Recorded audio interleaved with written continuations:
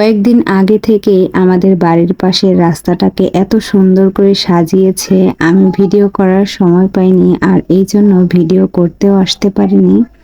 আমি এই ভিডিওটা করেছি জালসার 2 দিন আগে, মানে পরশুদিনকে হচ্ছে জালসা আর আজকে আমি রাতের বেলা এই ভিডিওটা করেছি। তো এত সুন্দর করে সাজিয়েছে কি বলবো, আমার মেয়ে তো এত খুশি হয়েছে। দেখেন আমার আগে আগে কিন্তু দৌড়ে বেড়াচ্ছে। আর আমাদের গ্রামে মানে পাড়া প্রতিবেশী যত বাচ্চা কাচ্চা আছে সব কিন্তু এই রাস্তায়, সবাই কিন্তু আমাদের মতনই এই রাস্তাগুলোকে দেখছিল কত সুন্দর করে সাজিয়েছে। সন্ধ্যার পরে সবাই যেমন বেড়াতে এসেছে, আমরাও ঠিক তেমনই বেড়াতে এসেছি এবং এই রাস্তাগুলোকে কিভাবে সাজিয়েছে তো সেগুলোও কিন্তু দেখতে এসেছি। পুরো রাস্তা একেবারে মসজিদ পর্যন্ত রাস্তায় এত সুন্দর করে সাজিয়েছে, রাতের বেলা মনে হয় যে তারার নিচে ঘুরে বেড়াচ্ছি, হাজার হাজার তারার নিচে দাঁড়িয়ে আছি, এরকম একটা অনুভূতি আসে।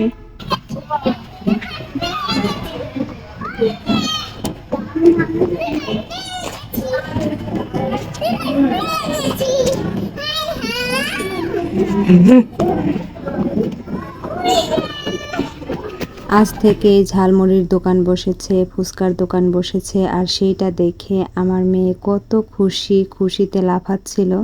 গতকালকের ভিডিওতে আমি হাফবেলা কাজ করেছিলাম, মানে সকাল থেকে 1টা পর্যন্ত কি কি কাজ করেছি সব কিছু কিন্তু ভিডিও আকারে দিয়েছি।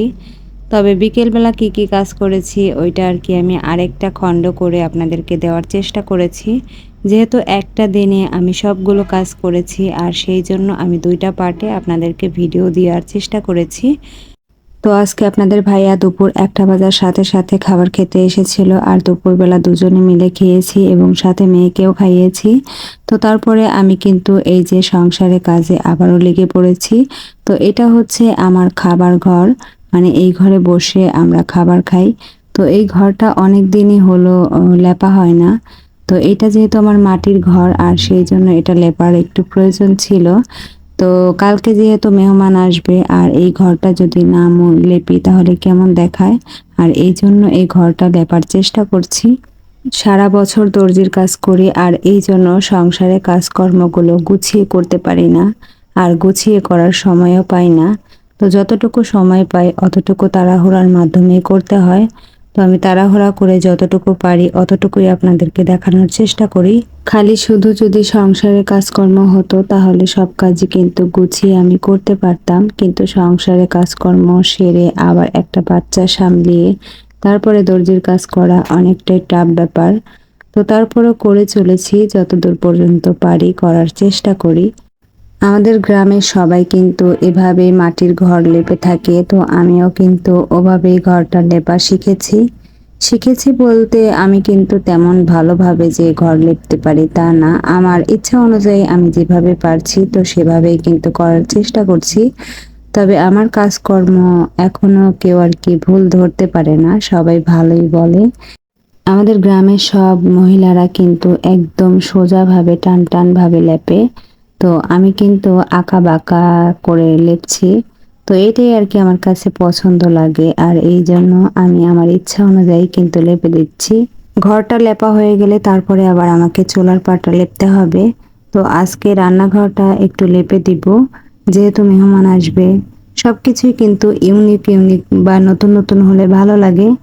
তো সবাই যেহেতু রান্নাঘরটাকে অনেক সুন্দর করে লেপে ধুয়ে পরিষ্কার করে নিয়েছে, আর এই জন্য আমি আমার রান্নাঘরটাকে একদম ধুয়ে মুছে সাফ করে নেওয়ার জন্য আমিও কিন্তু চলে এসেছি। তো আমার যেহেতু সিমেন্টের চুলা আর এই জন্য সিমেন্টের চুলাটাকে খুব সুন্দর করে মাজনি দিয়ে একদম মেজে নিলাম।